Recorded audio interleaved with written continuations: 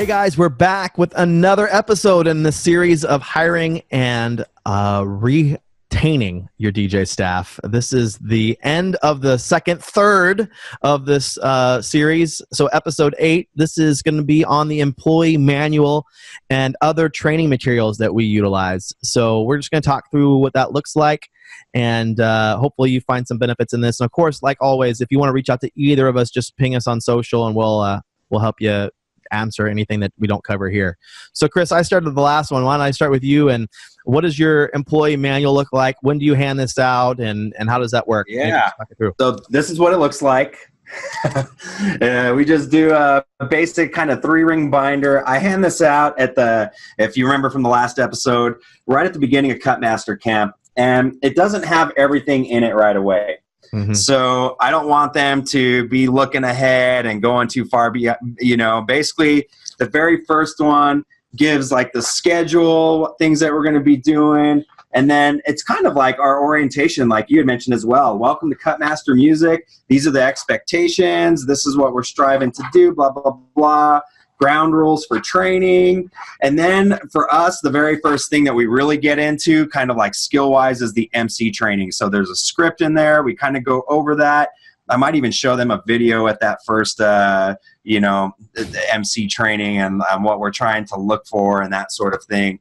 But anyways, getting back onto the manual stuff, this is what we do. We just do a basic 3-ring binder for them and include some papers for notes. And then each week that we're doing, like I had mentioned last session, the history of music and that sort of thing, I will give them sheets that are empty for them to fill out with, for the history of music, that they can take notes and that sort of thing. And then they just start gradually filling in this binder.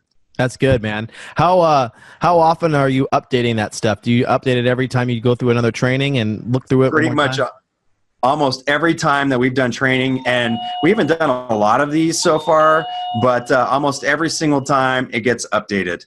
Gotcha. Okay. Yeah. Well, that's awesome. So let me talk about our situation, how we handle our training material. Very similar to yours. We have a binder like that. We follow the exact same kind of protocol. We don't fill it out completely because we don't want them to get ahead. We want them to kind of stay engaged.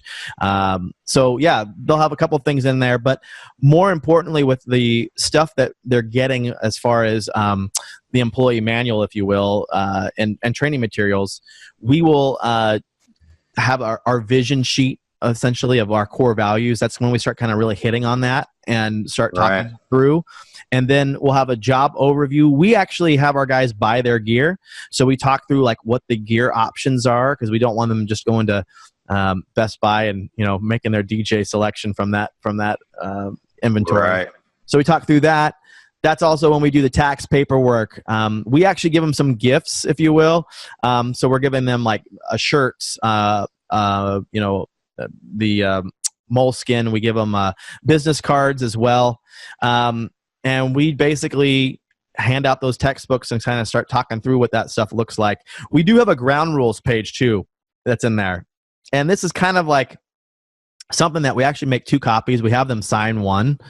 But this is just so that way we're all on the same page. I wouldn't say it's not a non-compete or anything like that, but we just say, hey, these are the things we expect. And we go through that sheet, like be there on time. If you can't make it, you have to there's a 3-step process that they have to go through, like, calling the DJ they're working with, calling the GM, calling the owner, like if you can't reach any of those people, whatever. So that way, like little things that they're doing in the field stuff gets covered. No drugs, no, like all those different things that we just want to make sure. And that's the only thing we have them sign, so that way we can't go, oh, I don't remember you asking that. Like those are like our ground rules. And they're super basic. It's not like it's, a crazy amount of stuff there. So we talk through all of that.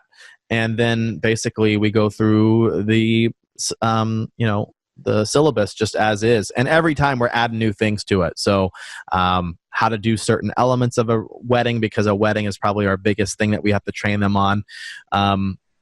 But yeah, that's pretty much it as far as what that materials looks like. I can't think of anything else outside of, we do have a couple of sheets in there that are focused on gear. We try to be as consistent as possible with the setup. So like if we all get the same ceremony kits basically, so everyone knows. So we've got little like zoom ins on the gear and certain features of what we try to use, so they do get that in their kit beyond just like announcements and MC type stuff. But beyond that, I mean, it's a manual that hopefully they can keep with them. And we tell them, listen, if you want to bring it to events, bring it with you, because there's also going to be in the later sessions sample playlists, different mixes to use. Or in our case, we deal with a lot of destination clients, so we get people who have who are from as an example, New Orleans, and you got to know Zydeco music. Well, if you've never played an event where you have that, you wouldn't know where to start. Right. We have people from North Carolina, and they want to have the shag music. Well, those aren't your typical like Latin or those genres that are super anywhere else. It's definitely in our area where we get a lot of that melting pot of cultures that they need to know. So we go through that stuff, and that's included in their notebooks as well, so that way they can never say, hey, we hopefully have every scenario covered, so that way they never run into something like, I have no idea what to do here. And if they have their notebook with them, they can always have it. So something that we're currently working on, and this is something I took from back when I used to be in the pharmaceutical industry, are developing SOPs, which are standard operating procedures.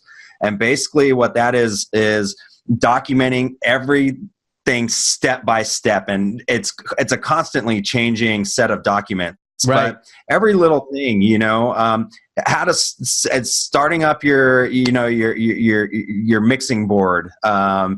Setting up the microphone for a lavalier, and you break it down literally step by step. Like, for us right now, I've got my lighting guys that we're using CompuShow, but we're currently switching over to a new to Onyx. And so I'm having them write step by step. How do you start up Onyx? How do you create a queue? How do you do different steps to do this and that?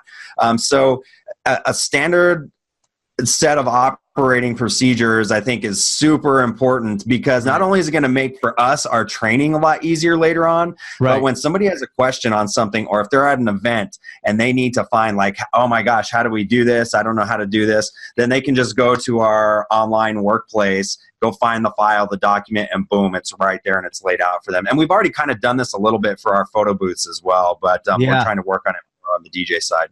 Absolutely. Well, guys, I hope this is helpful. This is just a little bit of what our training stuff looks like. We've got another 4 episodes that we're going to drop next week, which will complete this hiring and retaining DJ staff. And this is more going to be on, once they're on your staff, keeping them there, and some tips there. So hopefully we'll give you some things that will be really helpful. So as always, Chris, thanks for helping us out with this one, and we'll see you soon. Thank you, guys. We'll see you.